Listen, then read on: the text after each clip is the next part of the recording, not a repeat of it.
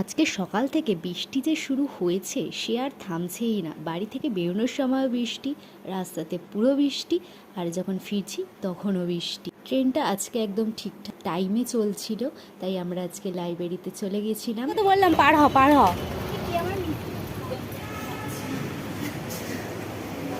এতে চলে এসেছি।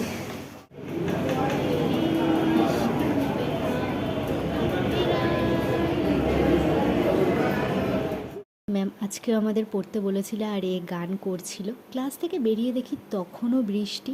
তো তার মধ্যেই আমি চলে গেলাম একটুখানি বাজার করতে। শিয়ালদা থেকে অনেক কিছু বাজার করলাম। বাজার শেষ হতে না হতে আবার বৃষ্টি। ধাক্কা দিয়ে কি বলেছে তোকে? আরে আমাকে বলবে না, না না ওটা বলো না। লোকজন ধাক্কা দিয়ে চলে যাচ্ছে, তার মধ্যে মুষলধারে বৃষ্টি।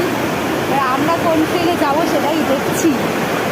বাড়িটার ইচ্ছে আছে আমাকে কি জোর একবারে ধাক্কা মারলে